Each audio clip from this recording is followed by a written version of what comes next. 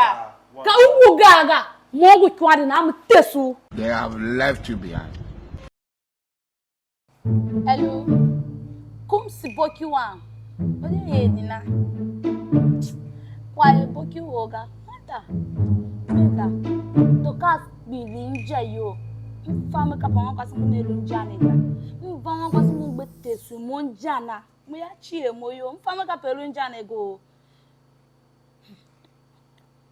No, ka kezi yambe wangbana, ye wangbana go so moya kwa kladonga maka unje yange wo ye wangbana so moyo. So mva wangbana gule so mo ele mo ka ya makwa ni klango donga. Me akwa ne go chie mo chie yo. Yes. Ka mayambo evande nege wene mbia nego. Kwane yangi hi hachuku wangbana yangi yamindi wa iPhone 15 hema dokas ma hange mo hachuku imalunchi we using their phone la ga wangbana ba yam ya mo ya kwane ya chie mo chie yo favor okay nzambe dem hinde mi lo fule favor kanyi kwe ina bolu shouting ti yam na ha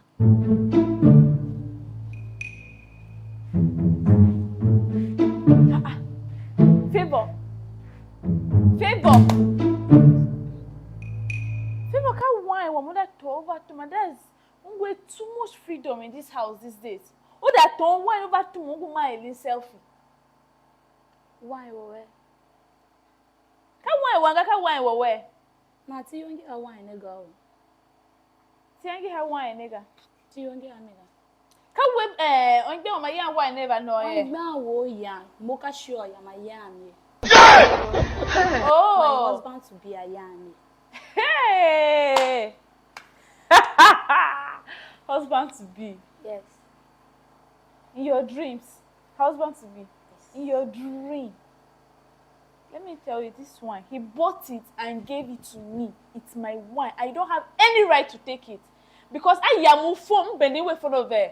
Oh, I will phone. Oh, wine. Yeah, I am phone. Your phone won't have bending away from over. Now anything that is mine, this are the Cabernet look what using the car or using the car. Please, I beg you in the name of Jesus. So avoid problems. I check it. You no, wine, make a wine wash now. Not allowed them make them kill you. Who they want passing na ma fagachi. Da deja yana ha. Ka kwa ga iluto. Aho pa huma.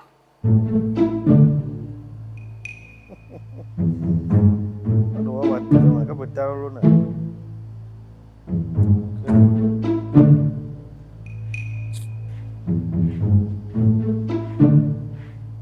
Wanga. Pero pandebe. Upanna. Kwaiga, we. Kwaiga so.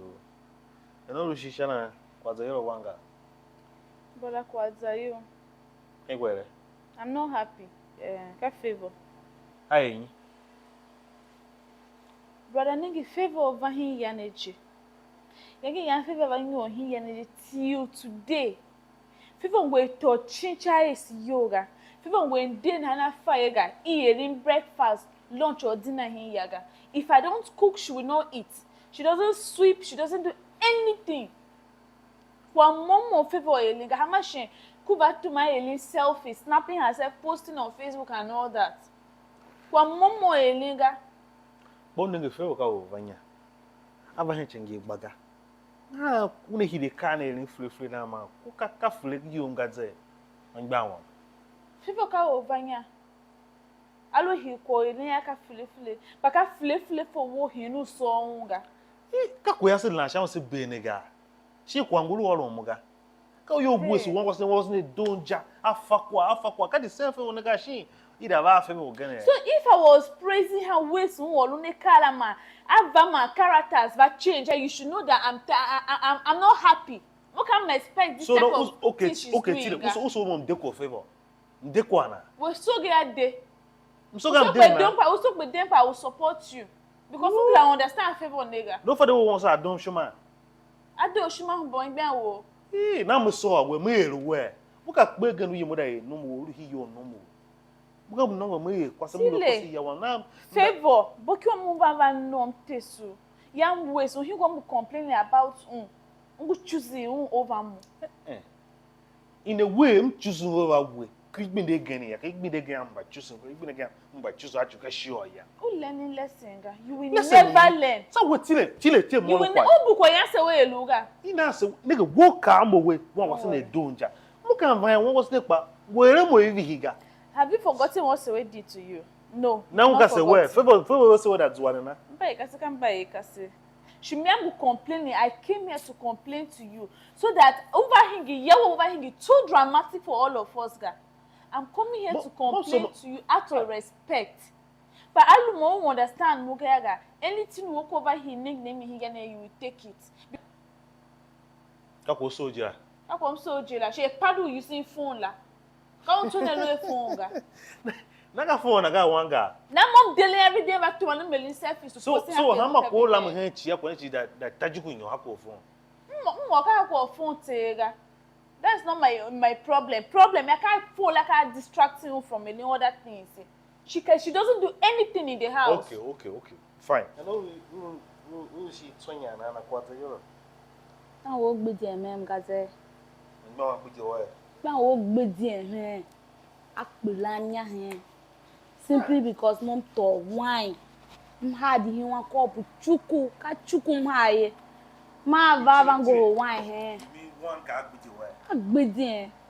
No, fine. Ka boki wanga. Na boki wan gba one Gaav with your way. Me agbedi o wan gba wo gbedi em. Achuku moya chie moyori wo me boki wan pa.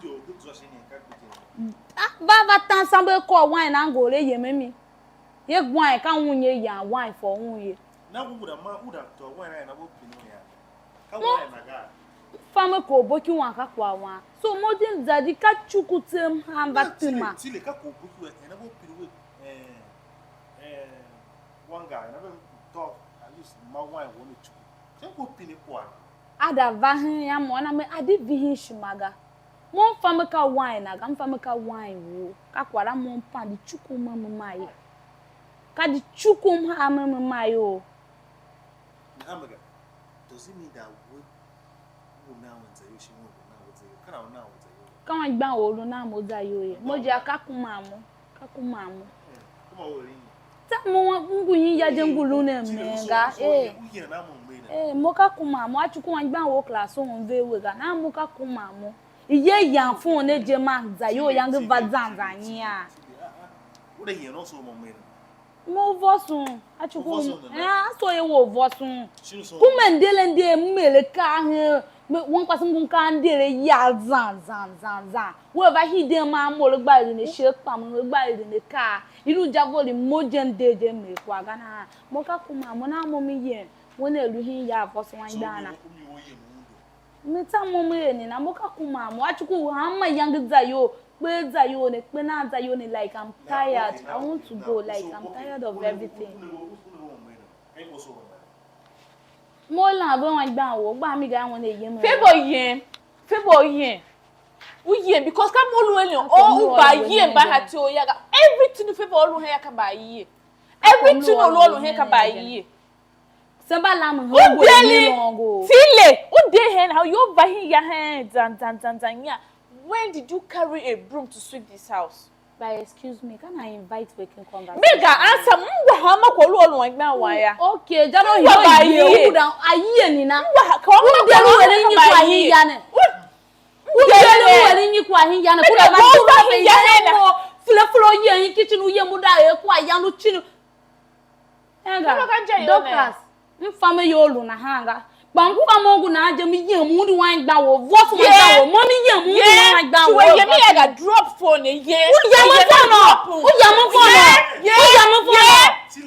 phone u fashion ya phone nya ni ya phone ha ma ko nya ni yo ya phone ka ko wo wan gba wo je ne wan gba wo ne ga ka won na ru wa we ati wo so happiness wo ga so happiness wo ga so wan gba won ba so ga I think the best for him. Hey brother, who say go le ka ba yi wa ha ma you all the light o nu ha ti o ya ya tile mtawo tile favor wo ka tile ko ka ba de so ese lu hi ya na na Let's favor. Come on, you come on, so you na halaye.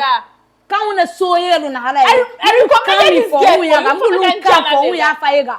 Mungu wangu ya mfako his family lega who scatter family with and I'll not allow this mama kone lumunga mama lumu mo she his family nega mama family bet mo he we'll see nega oh I was so ye mega bet for na do yen ka phone do e maluku ma wo yo ya zaje mo gba wo ya ka phone yo ya mu hana no why am I going no you are gonna what na gift ya kwala ka zayo ru wan gba wo kwala ka zayo ru wan gba wo kwala ka zayo brother the yira mutika yino kwala ka zayo na ka ugu gaga mo gu kwade na am tesu so nigga we ya phone no we there Anga wongo TV ha wo do bunda bimere na ukiru mo ye mu dun mo kagba ku ignoring jene we ignore zanzanza sa aba bewe pata vega set kan yo look to ye so na ga so kwa wo mam so mo lu won gba na akidoshima ya one over here and it's why ya wam so me ya me di pavanga unam so na ka pem so wan gba na ajira wa ju da van ya wan ngije ma pa wan gba na Corona doga. Now, when you are Koluchi, just kwasi ya. Bash machine, submit yo so that yawn do ya. Ngwaga. Can I hear now? Can I hear now? Ka cousin one. Cousin what?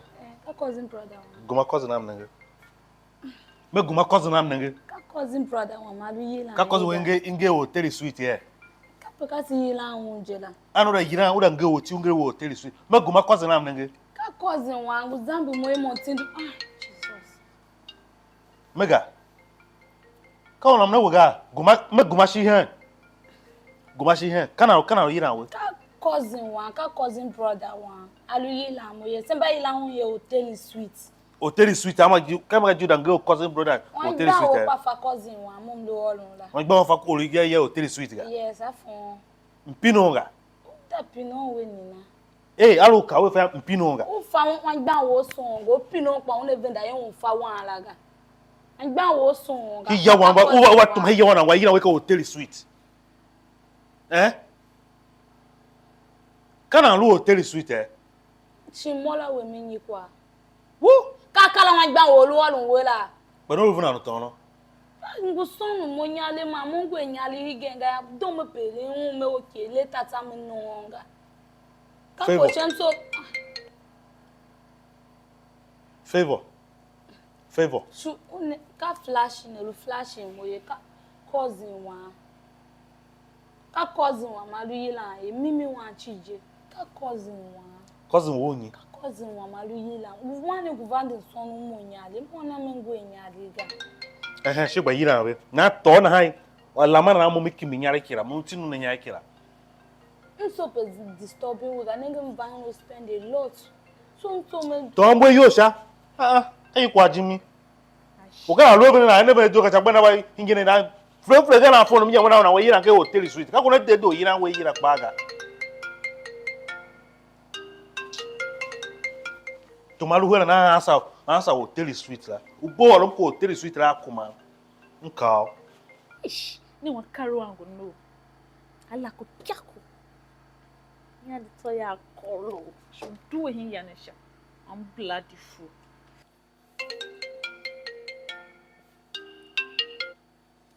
Hello. We bimo no go yila wo na go ton ko ga ka ko de na ga.